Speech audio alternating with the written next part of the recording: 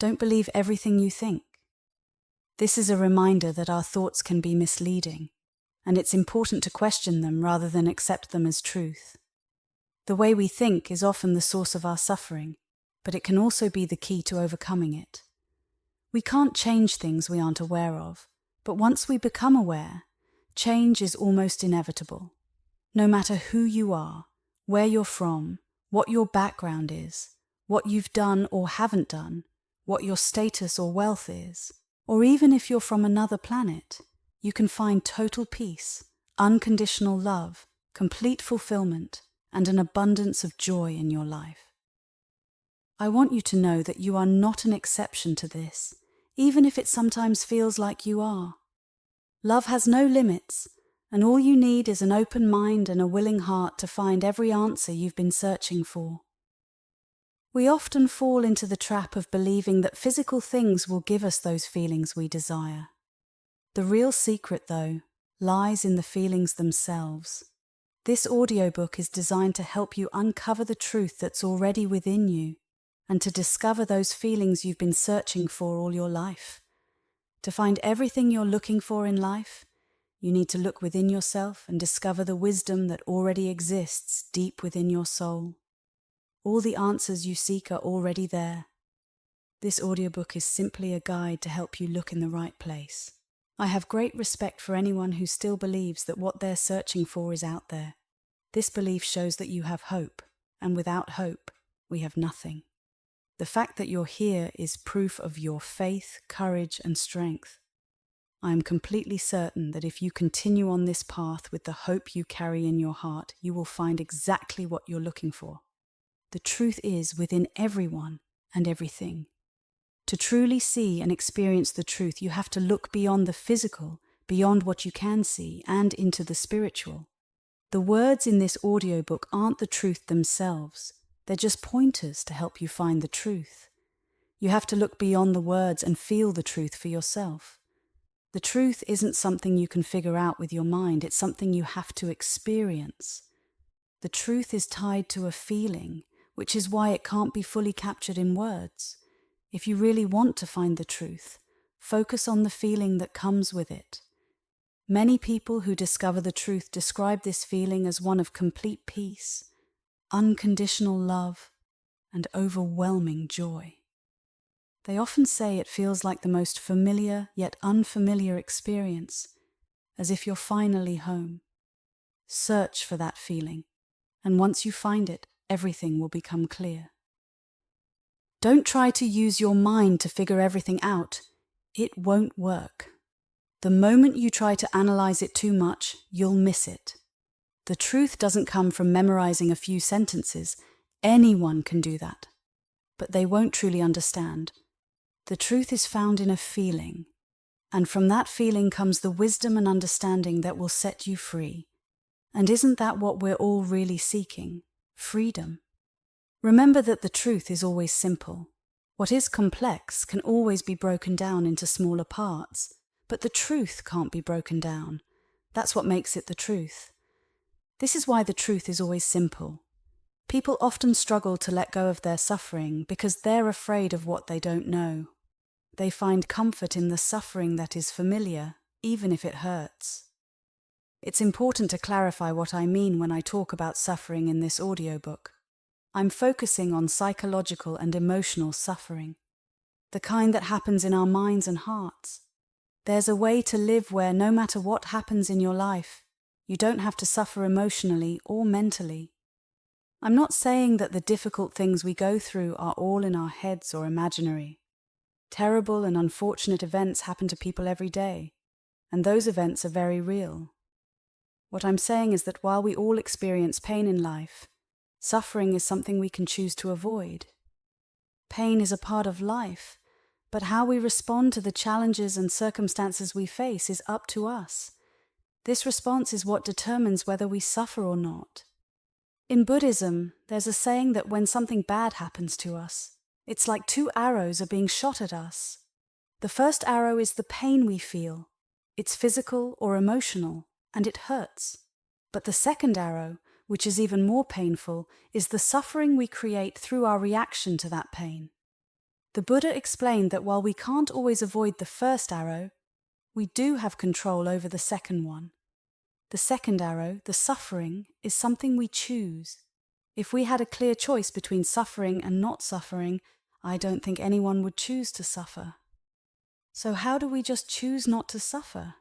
If it were that simple, wouldn't everyone have stopped suffering by now?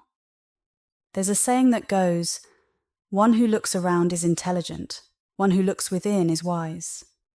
This idea reminds us that we live in a world of thoughts, not in the world of reality as it truly is. Sydney Banks once said, "Thought is not reality, yet it is through thought that our realities are created." What this means is that each of us experiences the world in our own unique way, shaped by our thoughts and perceptions. The way you see the world can be completely different from the way the person next to you sees it, even if you're in the same place at the same time. Imagine you're sitting in a coffee shop. You're feeling overwhelmed, stressed out, and unsure about your life, like you're having a quarter-life crisis. You might look around and feel like everyone else has their life together while you're struggling to figure things out.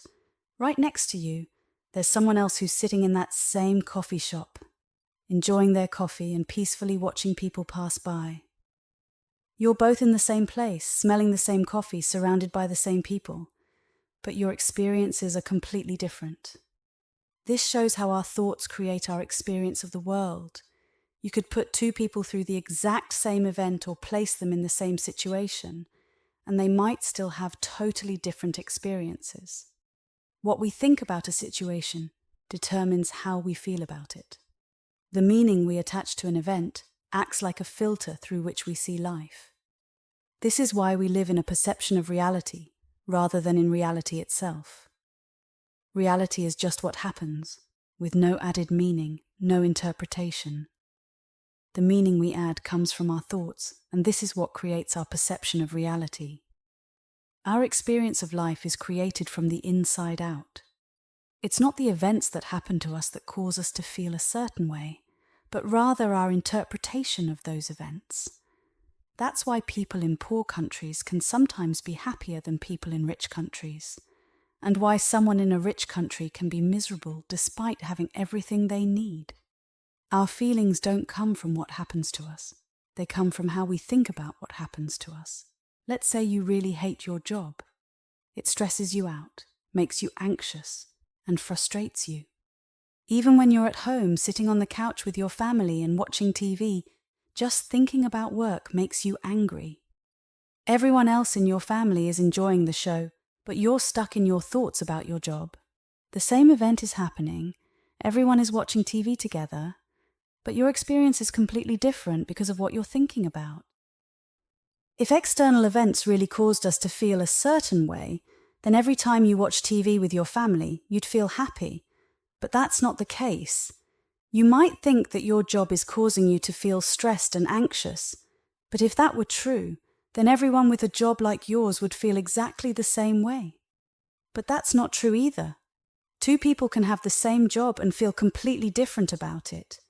For one person, it might be their dream job. For another, it's a nightmare. The difference is in how they think about the job, which affects how they feel about it. Now think back to your hypothetical hatred of your job. Remember all that stress and anxiety it causes you? Here's a thought experiment. Who would you be if you didn't have the thought that you hate your job? Take a moment to really think about it. Without that thought, you'd probably feel lighter, happier, more peaceful and free. When we let go of the thoughts we usually have about something, our experience of it changes completely. This is why we say we live in a world of thought, not reality, and why our perception of reality is shaped by our thinking. Understanding this reveals the root cause of all human psychological suffering, our own thinking. Now, before you get frustrated with this idea, I'm not saying that our suffering isn't real. Our perception of reality is very real to us, and our feelings are real. But until we understand how our thoughts create our reality, it can feel like our thinking is an unchangeable truth. Once we realize that our feelings come from our thoughts, we can change our experience of life by changing our thinking. If this is true, then we're always just one thought away from seeing things differently and transforming our entire experience. In other words, when we stop thinking, that's when our happiness can truly begin. I think and think and think. I thought myself out of happiness 1,000,000 times, but never once into it. Jonathan Safran Foer. As human beings, we've evolved to develop a remarkable ability to think, analyze, and rationalize. This complex thinking process was crucial for our survival throughout history. Our minds have been designed to keep us safe, helping us navigate the many dangers that could threaten our lives. However, while our minds are excellent at keeping us alive, they don't necessarily make us happy or fulfilled. Their main concern is our safety and survival, not our joy or sense of purpose. Our mind's primary job is to alert us to potential dangers in our environment. It's like an internal alarm system, always on the lookout for anything that might harm us. The mind doesn't just look at what's happening around us right now. It also digs into our past experiences, trying to predict future threats based on what we've been through before. This ability to anticipate danger is a survival mechanism that has served humanity well, especially in ancient times when threats were everywhere. But here's the thing. While this constant vigilance was necessary for survival in the wild, it doesn't serve us as well in the modern world. Our mind is still doing the job it was designed to do, keeping us safe, but now it sometimes sees danger where there really isn't any. When we don't understand that our mind's primary role is to protect us, we can become frustrated or even angry with it. We might wonder why we're always anxious, stressed, or fearful. The truth is, our mind is just doing what it was made to do. The conflict we experience often comes from a simple misunderstanding. The mind's job is to ensure we survive, but it's our consciousness, the deeper part of ourselves, that's responsible for helping us feel fulfilled. Our consciousness, or soul, is what guides us toward finding peace, love, and joy. It's the reason we're on this journey in life, to discover and experience true happiness and fulfillment. While our mind has done an amazing job protecting us, it's important to recognize that we no longer live in the wild, where every rustle in the bushes might mean danger. In today's world, our survival isn't usually threatened by the same immediate dangers. Yet, if we continue to rely solely on our mind's protective instincts, we might find ourselves stuck in a constant state of fight or flight. This can lead to feelings of anxiety, fear, frustration, depression, anger, and other negative emotions, because the mind often perceives threats where there are none. If we want to experience true freedom, happiness, and inner peace, we need to go beyond just listening to our mind. We must tune into something greater, our consciousness, our soul. This deeper part of us isn't just focused on survival, it's concerned with helping us thrive. By letting go of the mind's constant warnings and fears, we can open ourselves up to a life full of love, joy, and fulfillment. Stop thinking and end your problems, Lao Tzu. Thoughts and thinking, two words that might seem similar, but they are very different in how they affect our lives. Understanding this difference is key to ending many of the problems we create in our own minds. Thoughts are like raw materials that our minds use to shape everything we experience in the world. You can think of them as the building blocks of our mental and emotional life. Without thoughts, we wouldn't be able to experience anything at all. It's important to realize that thoughts are not something we actively do, they're something we have. Thoughts just happen. They come to us without effort or control on our part. We can't decide which thoughts will pop into our minds. They simply arise from somewhere beyond our conscious control. Some might call this source the universe, or perhaps something even deeper. On the other hand, thinking is what we do with those thoughts once they appear in our minds. Thinking is the process of engaging with and analyzing our thoughts. This takes energy, effort, and willpower, resources that aren't infinite. When we choose to think about a thought, we're actively interacting with it, questioning it, and sometimes even fighting with it. This process of thinking is often the root cause of our psychological suffering. You might wonder where positive thoughts fit into all of this. Well, positive thoughts, those that make us feel good, don't actually come from thinking. They emerge naturally from a state of inner peace, love, and joy. These positive thoughts are like gifts that arise from just being, rather than from overthinking or analyzing. Imagine I ask you a question. What is your dream amount of money to earn in a year? Pause here for a moment and allow an answer to naturally come to you. Take about 30 to 60 seconds to think about this amount of money. Don't rush ahead, just allow yourself to consider the question and notice the first answer that pops into your mind. Now, take that amount and multiply it by 5. How do you feel about this new larger goal? Spend another 30 to 60 seconds reflecting on your feelings as you think about this bigger number. Notice what thoughts and emotions arise. Now, let's take a step back and review what just happened. When I first asked you about your dream income, an answer likely came to your mind quickly and effortlessly. That initial answer is an example of a thought, something that just appeared without any effort on your part.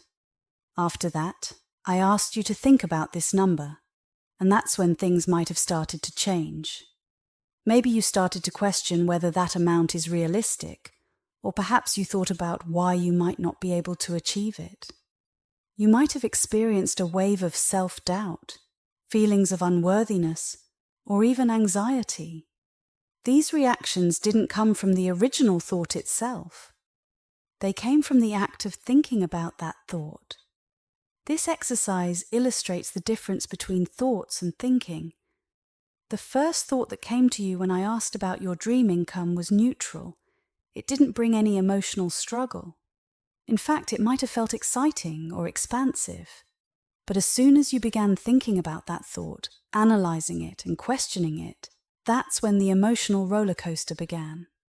This is why thinking, not the thoughts themselves, is often the root cause of our suffering. Having that initial thought about how much money you wanted to make didn't cause you any pain.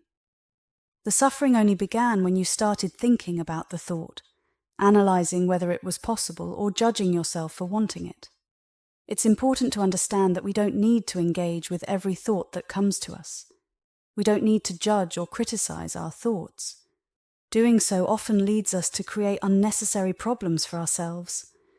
We might believe that by thinking about our thoughts, we're solving problems or protecting ourselves, but in reality, we're just making ourselves feel worse. The truth is, the only thing that was helpful in this exercise was the initial thought, the first number that came to your mind. All the thinking that followed only brought confusion, doubt, and negativity. Thoughts have the power to create, but thinking can often destroy. This happens because when we start thinking, we often bring our own limiting beliefs, judgments, and fears into the picture, which can overshadow the pure creative potential of the original thought. When we stop overthinking, we allow ourselves to avoid the negative programming and judgments that can tarnish our initial thoughts. If I asked you to come up with ways to earn that amount of money, and you sat quietly for a while, you would likely experience more thoughts popping into your mind about possible ways to achieve it. These thoughts are creative and expansive. They come from a place of positivity and possibility. You'll know these thoughts are coming from a higher place when you feel lighter, more alive, and inspired. But as soon as you start thinking about these ideas, questioning them, doubting them, you'll notice that those positive feelings begin to fade, replaced by heaviness and negativity. This is a powerful way to understand whether you're simply having thoughts or if you're caught up in thinking. Your feelings are like an internal compass guiding you toward the truth. When you feel positive emotions, you're in the flow of natural creative thought. When you feel negative emotions, it's a sign that you're thinking too much. If you find yourself feeling overwhelmed by negative emotions, it's a clue that you might be overthinking. This awareness is crucial because it shows us that we're naturally built for success and happiness. By recognizing the difference between thoughts and thinking, we can begin to navigate our mental landscape more effectively, avoiding unnecessary suffering and embracing a more peaceful, joyful life. Remember, thoughts are powerful and thinking is optional. Choose wisely. If we only feel what we are thinking, do we need to focus on thinking positively to feel good? The truth is, we are only one thought away from peace, love, and joy. These feelings come from a place of no thought, a state of calm where the mind isn't actively thinking. But there's something important we need to understand. While it's true that our feelings are connected to our thoughts, the reality is that we only ever feel negative emotions when we are caught up in thinking. Now, it's not about trying to completely avoid negative emotions. Some negative emotions can actually be helpful, like feeling fear when we're about to walk down a dark alley alone. This kind of fear is useful because it helps keep us safe.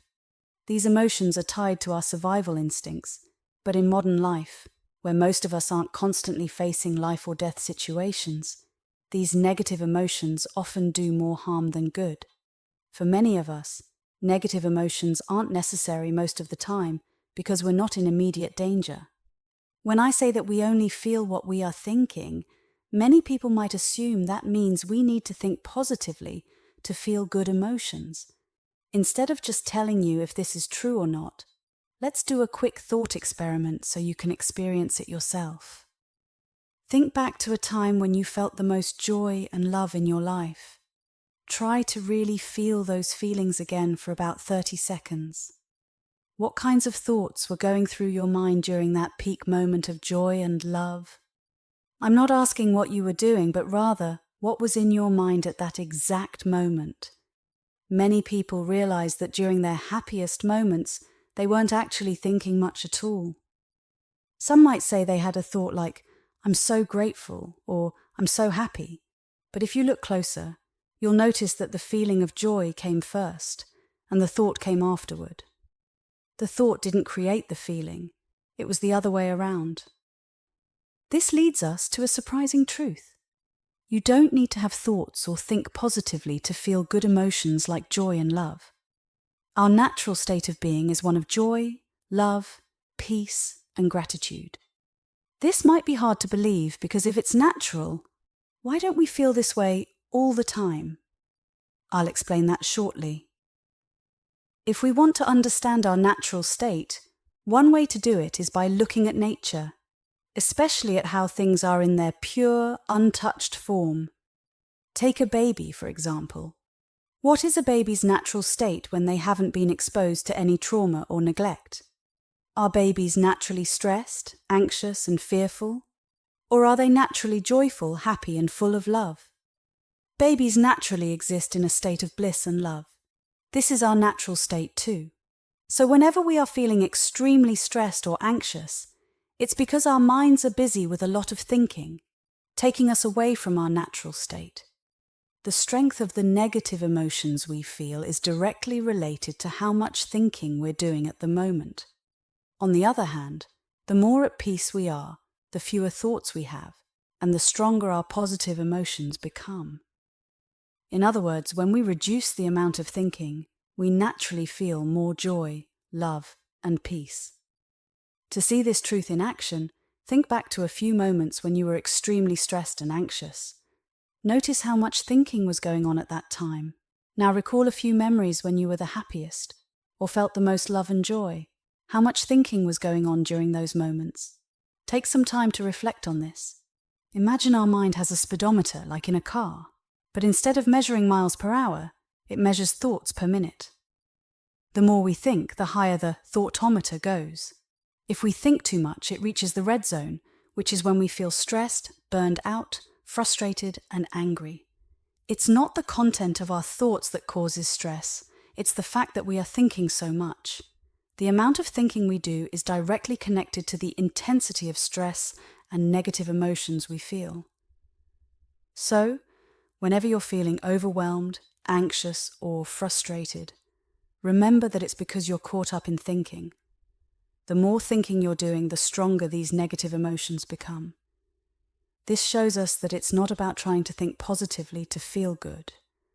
Our natural state is to feel love, joy, and peace without needing to think at all. The only times we don't feel these positive emotions naturally are when we start thinking too much, blocking our connection to the natural flow of life, and instead, we feel stressed, anxious, or depressed. Sydney Banks once said, "If the only thing people learned was not to be afraid of their experience, that alone would change the world." This quote highlights the profound impact of understanding how our experiences are created. At the core of everything we experience in life are three fundamental principles: universal mind, consciousness, and thought.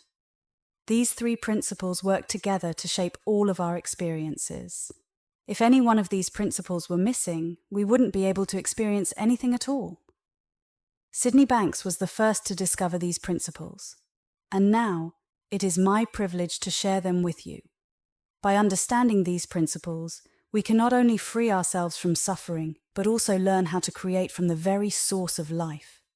First, universal mind. Universal mind is the intelligence and life force present in all living things, guiding growth, healing, and natural functions. Known by various names like God or Source, it connects everything in the universe. When aligned with universal mind, we feel love, joy, and peace. Feeling disconnected comes from believing in the illusion of separation created by our thoughts. Next, universal consciousness. Universal consciousness is the awareness that exists within all things. It allows us to be aware of our existence and to recognize our thoughts. Without universal consciousness, we wouldn't be able to experience anything at all. Our five senses wouldn't have any meaning because there would be nothing to be aware of. Universal consciousness brings everything to life and makes it possible for us to perceive and experience the world. Next, universal thought.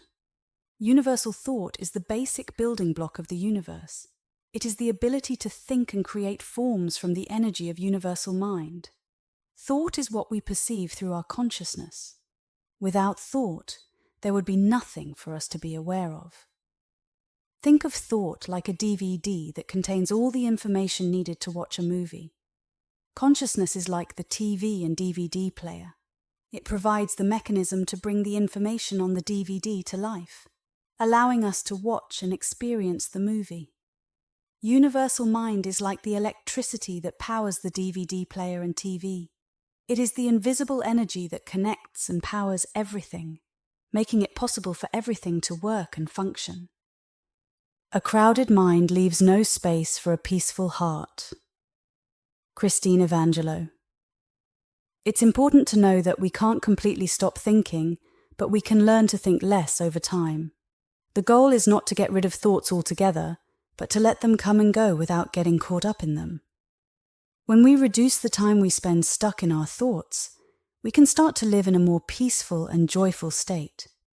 Interestingly, we don't have to do much to reduce our thinking. The simple act of being aware that we are thinking is often enough to let it go. When we realize that our thoughts are the source of our suffering, we can detach from them. This awareness allows the thoughts to settle, just like water becomes clear when the dirt in it is left undisturbed. Imagine you have a bowl of cloudy, dirty water.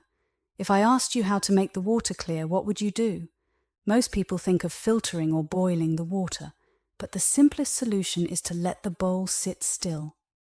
Over time, the dirt will settle at the bottom and the water will become clear on its own. Our minds work in a similar way.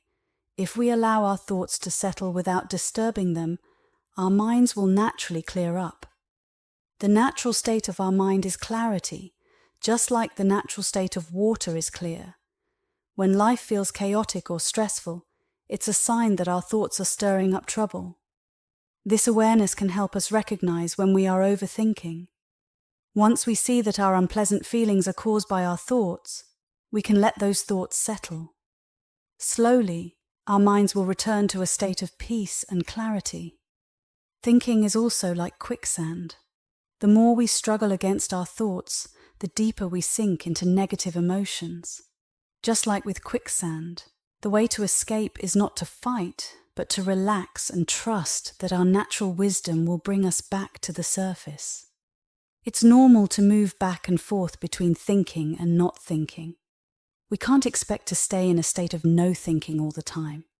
Trying to force ourselves into this state will only cause more suffering. Instead, we should accept that we are spiritual beings having a human experience. This means we will naturally experience both anxiety and peace, and that's okay. While we can't control when we start thinking, we can control how much time we spend in that state.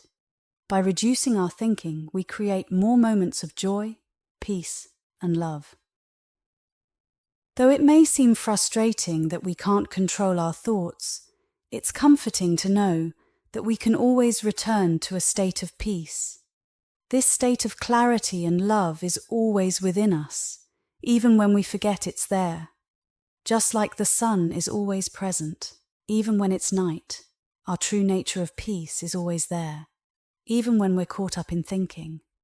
When we understand this, we can find peace in knowing that our true, joyful state is never gone forever. It's just hidden for a moment. And when we remember this, we can appreciate both the highs and lows of life as part of our beautiful human experience. Anxiety is thought without control. Flow is control without thought. Imagine a time when you were doing your absolute best work. James Clear asks a simple but powerful question to help you reflect on that moment. What thoughts were going through your head when you were completely focused and absorbed in what you were doing? Take about 15 seconds to think about this before moving on. If nothing specific comes to mind, here's another question that might help. When you are so in love with what you're doing, completely lost in the moment, and you lose all sense of time and space, what thoughts are running through your mind then? Pause for 30 to 60 seconds and let the answer come to you. When you are in a state of flow, doing your best work, there is no separation between you and the task. In that moment, you are not caught up in thinking. If you do have thoughts, they are just passing through, without needing your attention. This means that the state of peak performance is actually a state of non-thinking.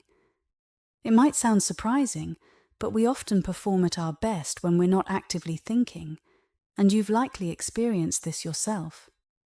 Think about professional or Olympic athletes during a competition. Do you think they are constantly analysing and overthinking everything that's happening in the game? What do you imagine is going on in their minds? The top athletes often describe being in the zone when they are performing at their peak. This zone is the state of flow, a state of non-thinking. In Japanese culture, there's a beautiful word for this phenomenon, mushin. According to Shotokan Times, mushin is a state of mind free from random thoughts, free from anger, fear, and especially free from ego. It's a state that can be achieved not only in combat, but in all areas of life. When someone reaches mushin in a fight, there are no wandering thoughts. They are able to act and react without hesitation. They rely on their training and instincts, rather than overthinking their next move. This principle applies not just to athletes, but to everyone. When we start thinking too much, we begin to hesitate, doubt ourselves, and feel insecure. These are the moments when anxiety takes over. However, when we enter a state of non-thinking, we break free from the limits of the ego and are able to tap into our full potential. It's in this state that we can create the most amazing things and perform at our highest level. I'm not asking you to simply believe this idea, but to try it out for yourself. When you experience it firsthand, you'll gain the insight needed to understand the power of non-thinking. There's a famous quote by Napoleon Hill. "There are no limitations to the mind except those we acknowledge." When I realized that all my suffering was caused by my own thoughts, it was like a light bulb went off in my head. I was so excited, relieved, and grateful to finally understand the root cause of everything negative in my life. But this joy didn't last long. Almost immediately, new thoughts crept in. If thinking causes all my suffering and I stop thinking, how am I supposed to live? What happens to my goals, dreams, and ambitions? Do I just stop wanting things? Will I become lazy and unmotivated? If you're having these same questions, don't worry, you're not alone. I'm not a mind reader, but I know these thoughts because I've been there too. Many people go through similar journeys of self-discovery. So it's normal to wonder about what comes next as you start to see the true nature of your thoughts. So what do we do about our goals, dreams, and ambitions if we stop thinking? When I first started questioning this, I felt a lot of fear and anxiety. I worried that I'd have to give up everything and become a monk living in the mountains. But I wasn't ready for that. As much as I wanted to be that enlightened, I enjoyed living in the world, even with all its ups and downs. Here's what I've learned. There's a difference between having thoughts and actively thinking. The source of our thoughts and the source of our thinking are not the same, and this source determines whether our thoughts cause suffering or not. In the same way, where our goals and dreams come from will influence how we feel about pursuing them. Goals, dreams, and ambitions aren't inherently good or bad. It's about the motivation behind them.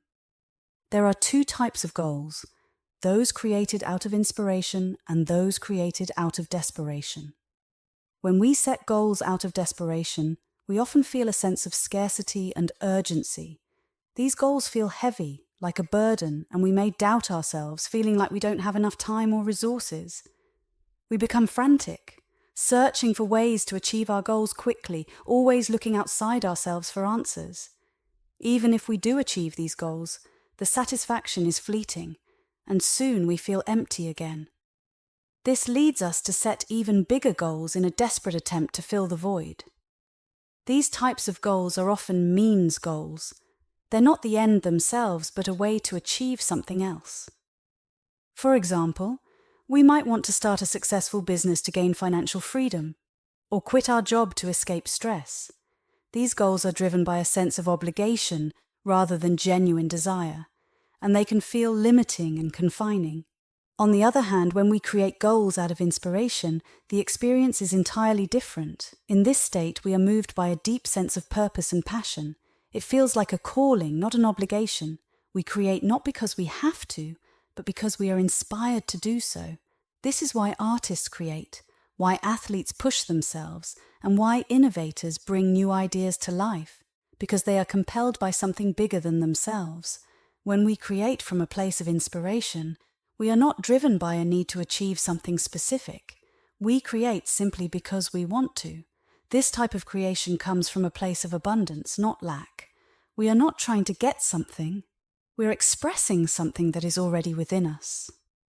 This feeling of deep inspiration, which I like to call divine inspiration, comes from a source beyond ourselves. It's what leads to groundbreaking creations and inventions that seem impossible at first. In this state, there are no limits or boundaries, only a powerful energy that lifts us and makes us feel alive. This kind of inspiration is like a force of nature. It doesn't analyze or compare, it just is. It's an overflowing of love and joy for life. It's the reason we want to have children, not to get something from them, but to share the abundance of what we have. This inspiration doesn't come from us, but through us, from something greater than us. Everyone has felt this deep desire to create something amazing at some point. Take a moment to think about a time when you felt truly inspired to create. It doesn't matter if you followed through or not. Just recall that feeling. Isn't it one of the most incredible feelings in the world? Unfortunately, many of us suppress this inspiration as soon as we start thinking about it. We talk ourselves out of it, convincing ourselves that it's unrealistic or that we're not good enough. As soon as we start thinking, we cut off the source of that inspiration, and the feelings of joy and abundance fade away, replaced by doubt and frustration. We can only follow one path at a time, inspiration or desperation. And thinking often leads us away from inspiration. But here's the good news. When we stop thinking, we don't stop having goals and dreams. Instead, we reconnect with our true nature and start creating goals and dreams out of inspiration, not desperation. In this state, we create not because we feel we have to, but because we want to. We're not trying to get something, but expressing something we already have. Ironically, when we create from this place, we often achieve more than we would if we were driven by desperation. As the Tao Te Ching says, the master does nothing yet leaves nothing undone. This doesn't mean the master is lazy. It means they don't have to force anything.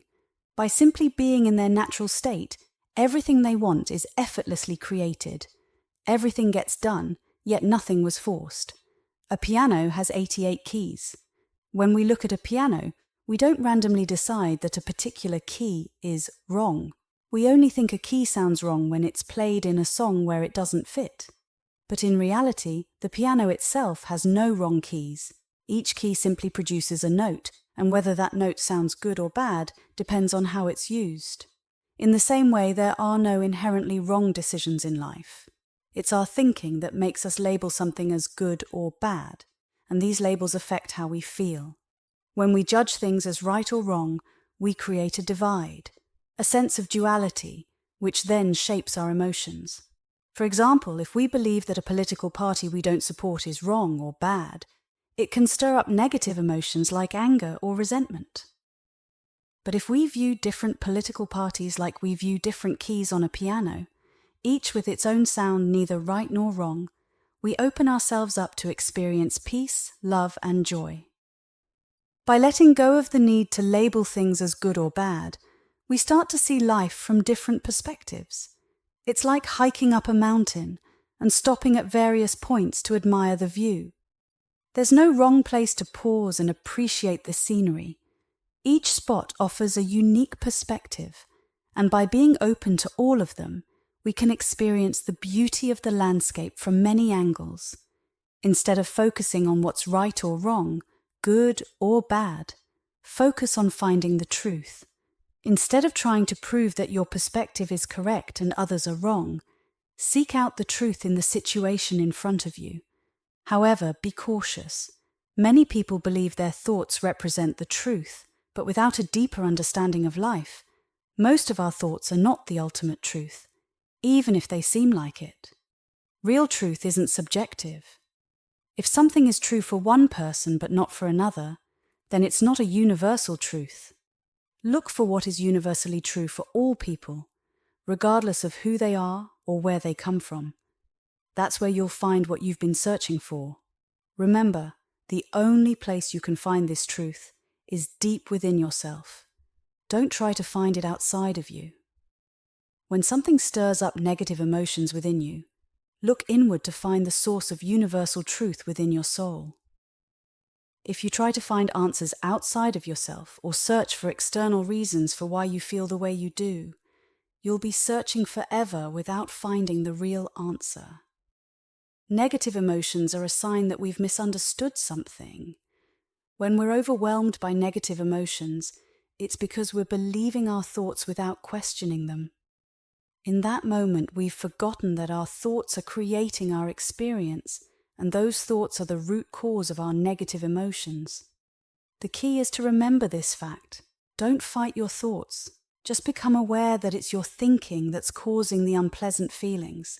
Acknowledge it with love, and slowly, those feelings will start to fade. Before long, you'll find yourself returning to your natural state of peace, love, and joy. Even though there aren't any wrong choices, just like there aren't any wrong keys on a piano, some decisions or keys might be more pleasing or effective depending on the situation. Understanding that there's no absolute right or wrong takes away the pressure of having to choose the correct option. When it comes to making decisions, it's important to rely on non-thinking or intuition rather than over-analyzing. When we overthink, creating lists of pros and cons, asking everyone around us for advice and trying to rationalize our way through a decision, we often end up feeling anxious and frustrated. The truth is, we usually already know deep down what we should do. This inner knowing is what we call intuition, gut feeling, or inner wisdom. Problems arise when we seek external confirmation for what our intuition is telling us, leading to confusion and negative emotions due to differing opinions.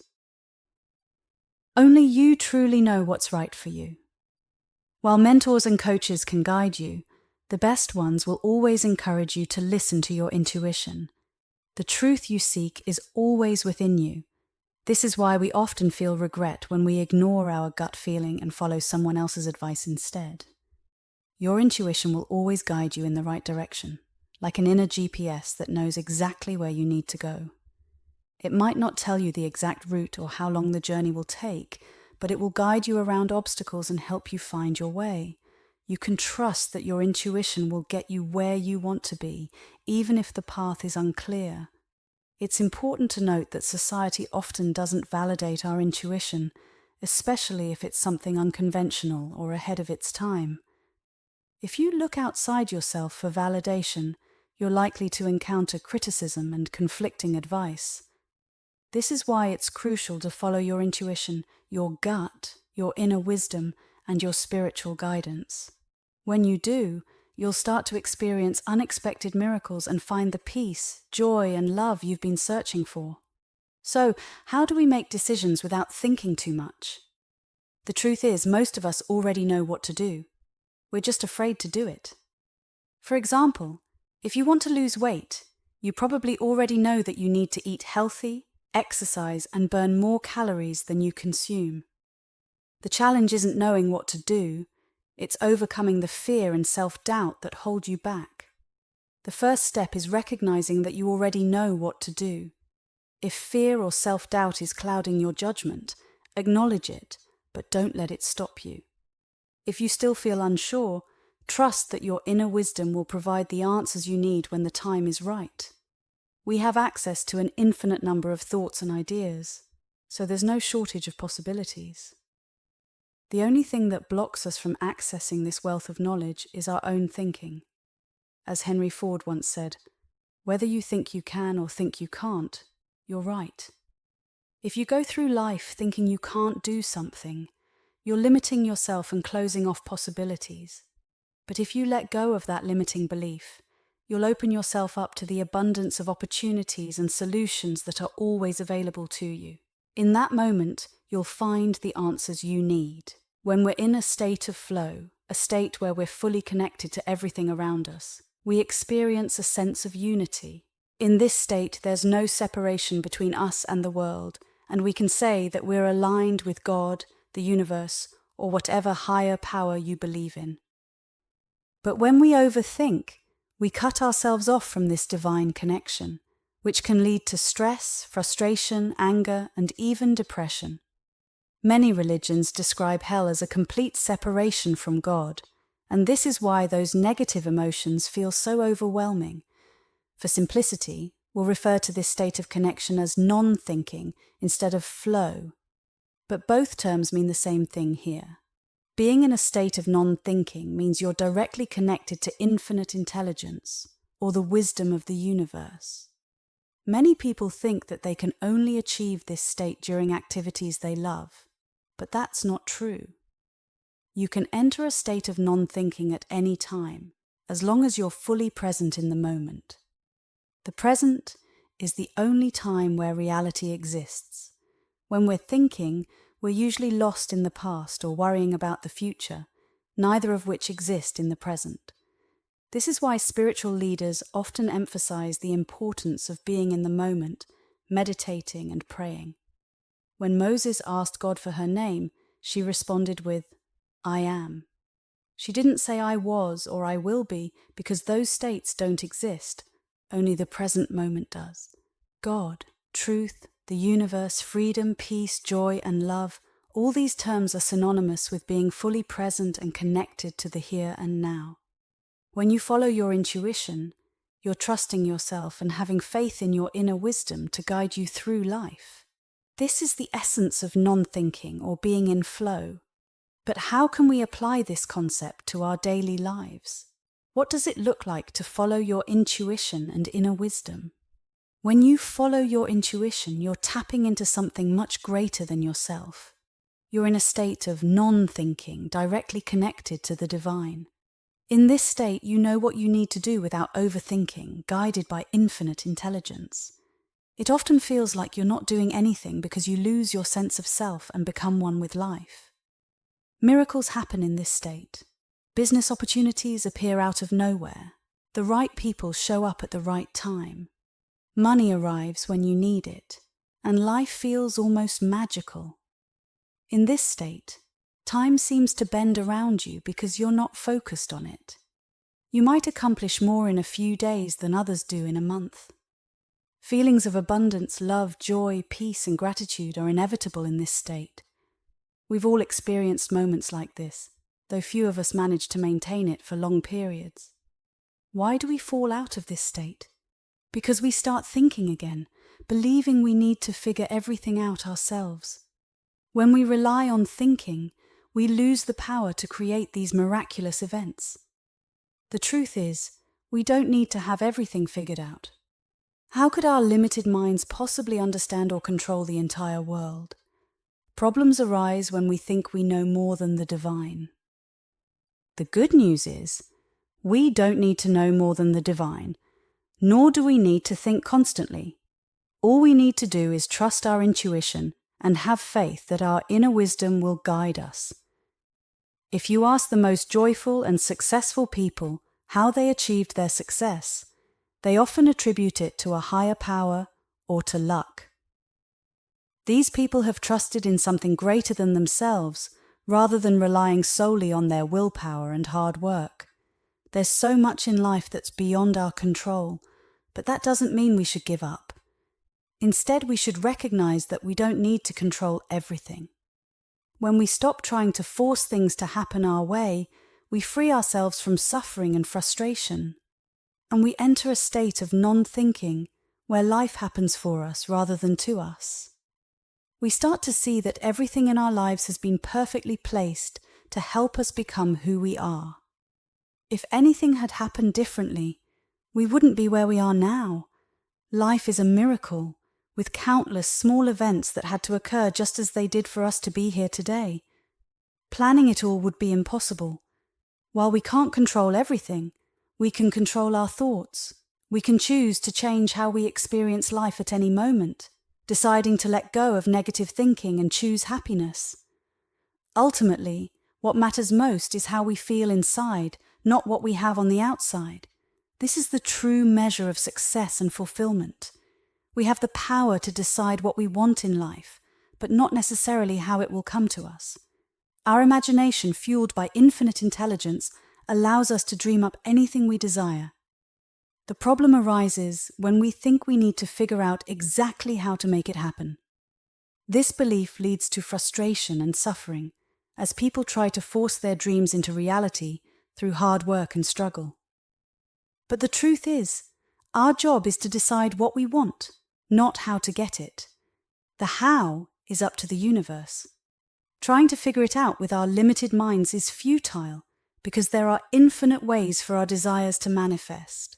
We suffer when we think we need to have everything figured out, but we don't. This is where we need to rely on our intuition and inner wisdom to guide us step by step. There's no need to have everything planned out in advance. Our part is to hold in our minds what we want and then enter a state of non-thinking. This connects us to infinite intelligence, allowing the answers to come to us exactly when we need them.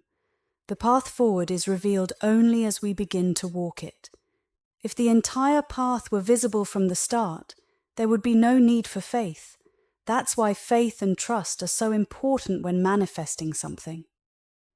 We must have complete and unwavering faith that what we desire will come to us.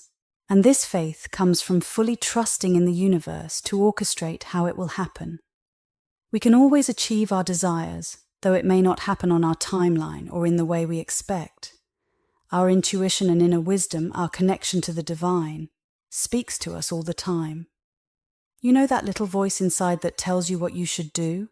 Whether it's to leave a job, forgive someone, or take a leap of faith, that's your intuition. Have you ever regretted not following your gut feeling? Or have you ever acted on a gut feeling without logical reasoning, only to see amazing things happen afterward? That's your intuition at work. Intuition often comes to us as thoughts, but there's a difference between thoughts and thinking. Divine thoughts feel like they come out of nowhere, while thinking is a manual effort that feels heavy and often brings negative emotions. When you receive divine thoughts, there's a deep sense of knowing that they're true. Your intuition may not seem logical or rational, but that's a good thing. If it were predictable, it wouldn't be miraculous, and it wouldn't tap into the infinite possibilities of the universe. Your intuition will often challenge your logical mind. It might prompt you to talk to a stranger who later becomes a close friend, or to take an unexpected action that leads to something wonderful. It encourages you to follow your true desires, even when they go against what others say you should want. So why don't more people listen to their intuition if it always leads to abundance and miracles? The answer is fear. Intuition lives in the unknown, a space of infinite possibilities that humans naturally fear, because we can't predict what might happen. But only by stepping into the unknown can we experience life's limitless possibilities. This is why miracles happen when we trust our intuition. We're entering the zone of pure potential. To access this state of miracles, we need to let go of thinking. Thinking pushes us back into a state of anxiety and worry, trying to predict the future based on the past. Most people continue to get the same results because they use their limited minds to create something new, not realizing they need to step into the unknown, guided by intuition. Have faith in your inner wisdom, God, or the universe to guide you, even when you don't know what will happen next.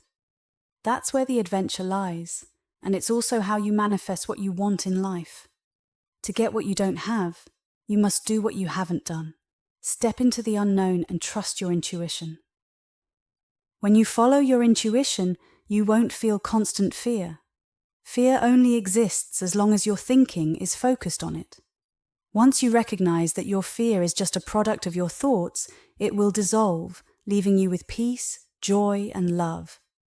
This is the state you want to maintain, as it allows you to create the positive feelings needed to manifest all that you could possibly imagine for yourself. Today, I make space for miracles. It's not about the size of the miracle, but about how much room I create for it. Kyle Gray, The Story of the Zen Master and the Scholar. Empty your cup. Once there was a wise Zen master who helped people find enlightenment. One day, a scholar came to visit the master, eager to learn about Zen. The scholar said, "I want you to teach me about Zen." But it quickly became clear that the scholar was too full of his own ideas. He kept interrupting the master, sharing his own thoughts and not really listening to the master's wisdom. The Zen master calmly suggested they have some tea. As he poured tea into the scholar's cup, the cup filled up quickly. But the master kept pouring, and soon the tea overflowed onto the table, the floor, and even onto the scholar's clothes. The scholar shouted, "Stop! The cup is already full, can't you see?" The master smiled and replied, "Exactly. You are like this cup, so full of your own ideas that nothing new can fit in. Come back to me with an empty cup." It might seem odd, but there's a lot to say about nothing. Space is just that, nothing. When scientists study the universe, they find that everything comes from nothing. That's why some spiritual teachers talk about the great nothingness. For anything to be created, there must first be space. The same goes for our minds. If you want to think new thoughts or bring something new into your life, you must first make space for it. Just like the teacup, if your mind is full of old thoughts and ideas, there's no room for anything new to come in and change your life. The way to create this space is by practicing non-thinking. As soon as you stop trying so hard to think, you create space in your mind for new thoughts and ideas to enter. Asking questions that challenge your usual way of thinking can also help create this space. All the magic happens in that space of nothingness. Thomas Edison, the famous inventor, understood this well. When faced with a tough problem, he would sit in a chair and hold a steel ball in each hand as he drifted off to sleep. As he entered a deeper sleep, the balls would fall, wake him up, and the solution to his problem would suddenly appear in his mind. Everything comes from nothing, and Edison knew how to create space for new ideas. Instead of forcing his way to a solution, Edison recognized that his old thinking wouldn't solve his new challenges. As Albert Einstein once said, "We can't solve problems by using the same level of consciousness we were at when we created them." Einstein had his own unique ways of creating space for new ideas. When stuck on a problem, he'd stop working and play the violin. While playing, the answer would come to him as if from nowhere. Einstein, like Edison, created space in his mind through non-thinking, allowing him to receive divine inspiration. We don't have to figure everything out on our own. Even the greatest minds didn't force their way to their most important discoveries, so why should we? We're all connected to the same source, and with the right mindset we can receive insights to solve any challenge we face. We're always just one thought, one insight, and one idea away from completely transforming our lives. As long as you remember that your feelings are always tied to your thoughts, and that your thinking is the root cause of your suffering, you'll find freedom. Don't let the actions of others disrupt your inner peace. Dalai Lama. As you walk the path of non-thinking, you're bound to run into some challenges. I want to address some of these potential issues before you encounter them, so that the journey becomes a bit easier for you. Once you start living a life guided by non-thinking, you'll find yourself enjoying life in a way you may not have experienced before. The usual worries, stress, and problems that once weighed you down will begin to disappear. When you stop viewing certain things as problems, they lose their power over you and cease to be a source of stress. You'll notice a level of peace and serenity that feels new and maybe even a bit strange. As humans, we naturally resist what feels unfamiliar because it brings uncertainty. Ironically, it's at this point that many people start to think something must be wrong because they're feeling so happy and at peace for most of the day. Some might even believe they've lost their edge, become less productive, or just gotten lazy. But that's far from the truth. It's simply your brain trying to start up its old thinking patterns again to give you a false sense of safety. In reality, we're at our most productive and creative when we're in a state of happiness and non-thinking. Time flies by, tasks become easier, and everything seems to fall into place. You'll find yourself performing better, drawing people to you, attracting more abundance, and witnessing miracles unfold out of nowhere. The key is to stay in this state of non-thinking long enough to experience these benefits, and once you do, you won't want to go back. This is where faith becomes incredibly important.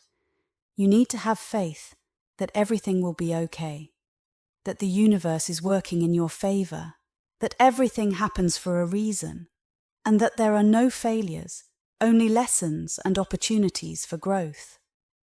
We must trust in the unknown because that's where all possibilities exist, including everything you could ever want for your life. When you gather the courage to embrace the unknown and no longer fear it, your life will inevitably change in ways you can't even imagine.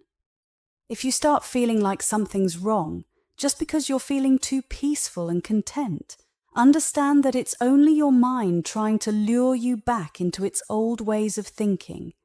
Your mind is a master at convincing you to return to the familiar cycle of stress and overthinking. In that moment, you have a choice. You can either have faith in the unknown and stay in your peaceful state, or you can revert to the old familiar patterns of pain and mental suffering. Remember, you always have the option to be free and happy in the unknown, or to be trapped and suffer in the familiar. If you do fall back into old thinking habits, it's completely okay. Don't beat yourself up about it. Don't feel guilty or punish yourself because that will only keep the cycle going. It's absolutely human to think. The important thing is to recognize that it's your thinking that's causing your discomfort. Once you see that, you can effortlessly return to a state of peace, happiness, and love. The transition can be smooth and painless if you allow it. There will come a time when you believe everything is finished, and that will be the beginning. Louis L'Amour. Once you gain a new understanding, you can't unsee it. When your awareness expands, it never shrinks back. You might forget from time to time, and that's when suffering creeps in as you start thinking again. But the moment you remember, you'll realize that you are the ever-growing awareness of life itself. In that realization, you'll find love, peace, and joy in the present moment. If this seems too simple, like it can't be all there is, that's just your mind trying to pull you back into thinking.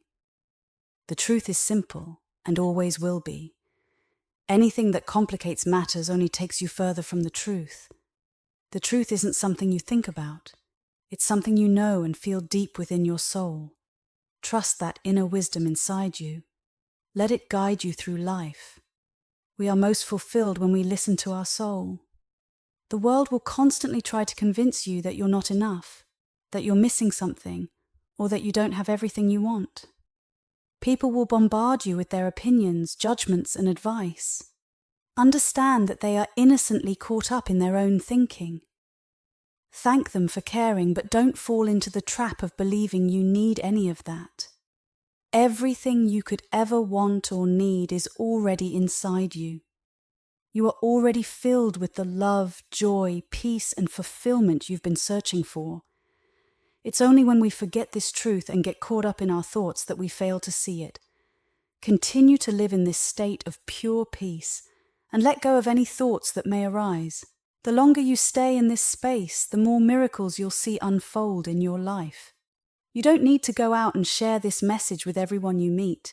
Your presence will speak for itself. People will notice something different about you. You'll radiate love and joy, and they'll be drawn to you, asking how and why you've changed. You now have everything you need to stop your own psychological suffering and live in a state of peace, love, and joy, which is always within your reach. Chances are, you've already experienced the bliss of just being. It's no accident that you listen to this audiobook and that we've shared this journey together. I'm in awe of the divine forces that brought us together, and I'm deeply grateful that you allowed me to guide you through this beautiful experience called life. Thank you for listening,